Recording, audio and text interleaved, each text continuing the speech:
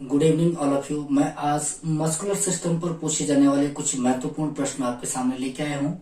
तो पहला क्वेश्चन देखिए, शरीर में मांसपेशियों की संख्या 600 से लेकर 639 तक।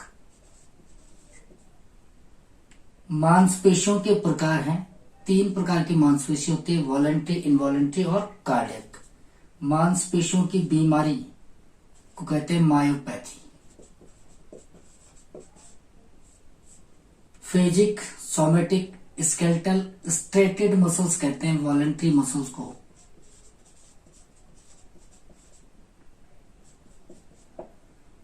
नेक्स्ट देखिए, सिलेंड्रिकल रोड शेप आकार है, ये वॉलंटरी मसल का।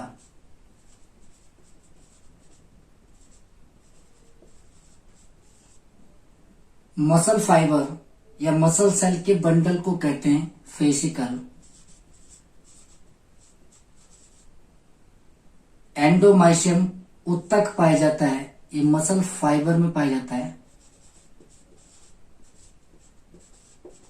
मसल फाइबर या मसल सेल के चारों तरफ ये एंडोमाइशियम उत्तक पाया जाता है। पेरीमाइशियम उत्तक पाया जाता है, ये फेसिकल के चारों ओर पाया जाता है।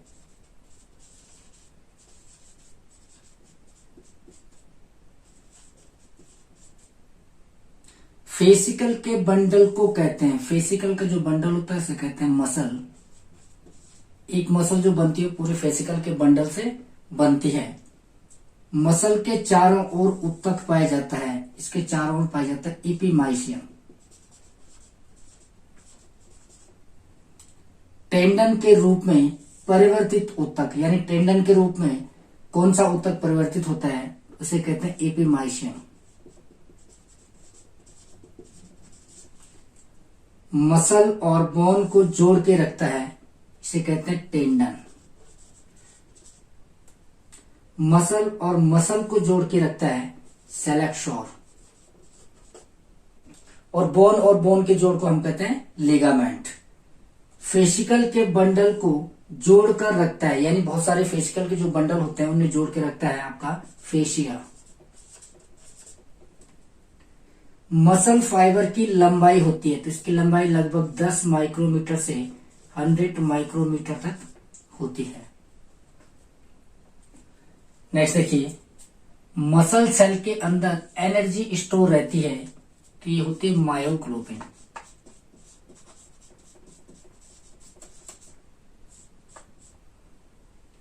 मसल के अंदर एनर्जी किस रूप में स्टोर रहती है, इसे कहते हैं क्रिएटिन फॉस्फेट।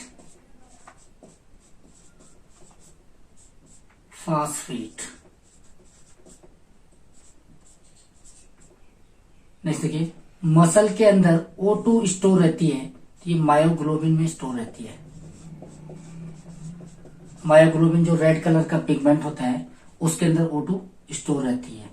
मसल के अंदर कैल्शियम आयन स्टोर रहता है, तो ये रहता है सार्कोप्लाज्मिक रेटिकुलम के अंदर।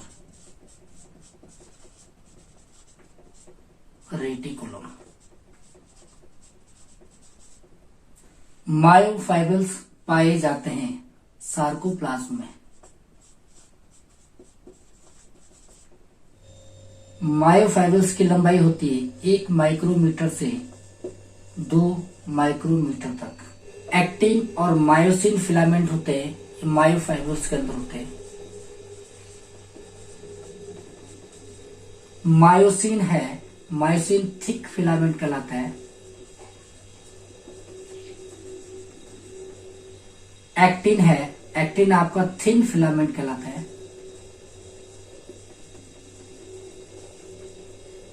जेड लाइन पाई जाती है, जेड लाइन जो पाई जाएगी वो थिन फिलामेंट में पाई जाती है।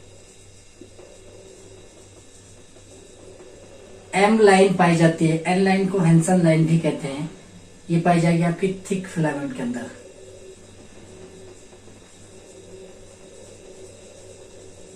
और जेड लाइन को क्रो मेम्ब्रेन भी बोलते हैं। 2 जेड लाइन के बीच की जो दूरी होती है, जो स्पेस होता है उसे कहते हैं sarcomere. A band dark band कहलाता है, ये थिक बैंड होता है। या मायोसिन फिलामेंट भी कह सकते हैं। आई बैंड या लाइट बैंड होता है थिन फिलामेंट, इसे एक्टिन फिलामेंट भी कहते हैं। ए बैंड के अंदर का स्पेस जिसमें केवल थिक फिलामेंट पाया जाता है उसे कहते हैं H zone. Sliding filament model दिया, ये हक्सले नामक वैज्ञानिक ने दिया।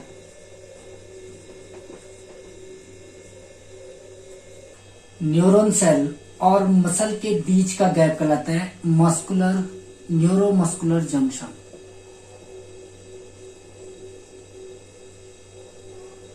मसल के लिए न्यूरोट्रांसमीटर कहलाता है एसिटाइल कोलिन।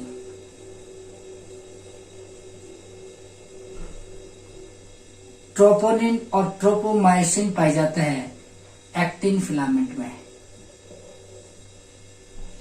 क्रॉस ब्रिज होता है, ये मायोसिन का जो हेड होता है उसे क्रॉस ब्रिज कहते हैं का head.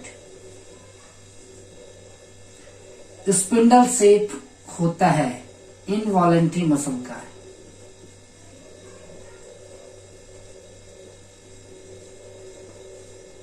Smooth unstriated visceral muscle कहलाती है इनवॉलेंट्री मसल्स।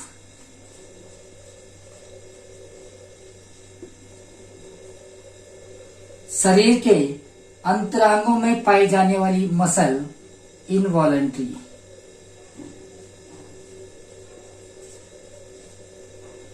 हार्ट में मसल पाई जाती है कार्डियक, इसे मायोकार्डियम भी कहते हैं।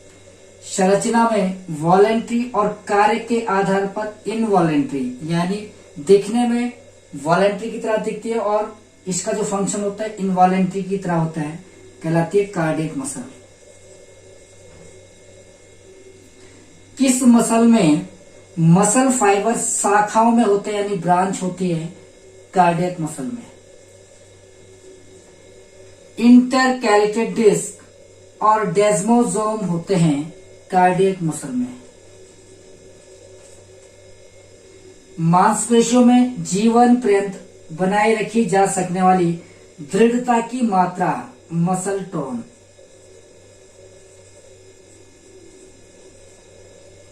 मांसपेशियों के तंतुओं में संकुचन के कारण बड़े ताप को मापा जाता है थर्मोपाइल से।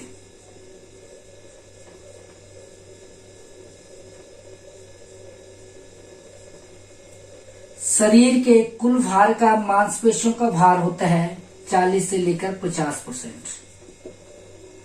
मसल फाइबर के प्रकार हैं, दो प्रकार के मसल फाइबर हैं। स्लो ट्विस्ट मसल फाइबर जिसे रेड मसल फाइबर भी कहते हैं, फास्ट ट्विस्ट मसल फाइबर जिसे व्हाइट मसल फाइबर भी कहते हैं, यानी दो टाइप के मसल फाइबर हैं। Second A, second B, second X को सेकंड डी भी कहते हैं। मांसपेशी है तो ये फास्ट ट्विस्ट मसल फाइबर के टाइप हैं। मनुष्य में सबसे तेज muscle fibre second X muscle fibre सबसे तेज मसल फाइबर होता है, इसे सेकंड डी भी कहते हैं।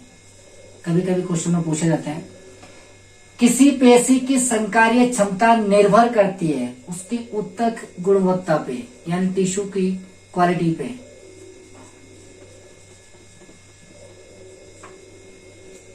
पेशी परीक्षण कारगर नहीं है, पेशी सहन शक्ति में परिवर्तन।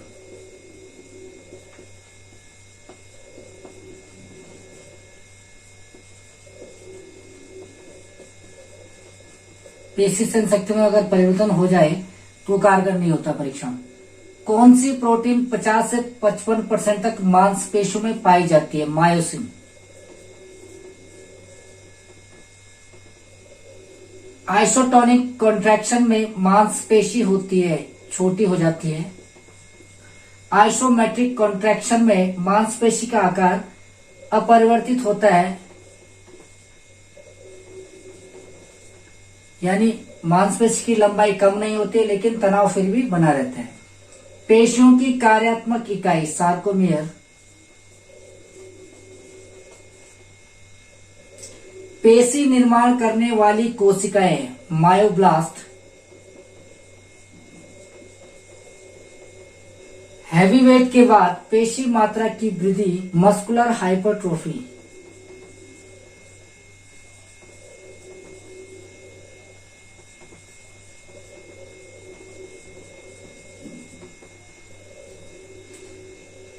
आइसोकाइनेटिक कॉन्ट्रैक्शन है, आइसोकाइनेटिक कॉन्ट्रैक्शन डायनेमिक कॉन्ट्रैक्शन है।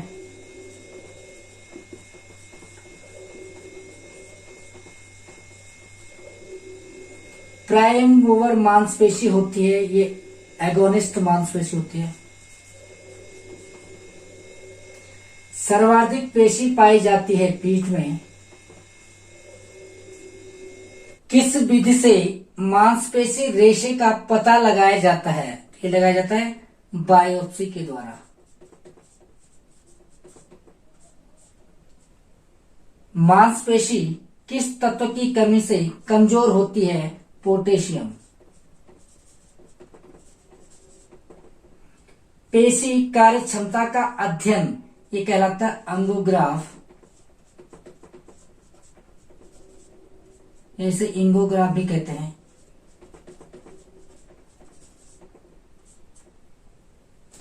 पेशियों का संकुचन मापा जाता है मायोग्राफ से।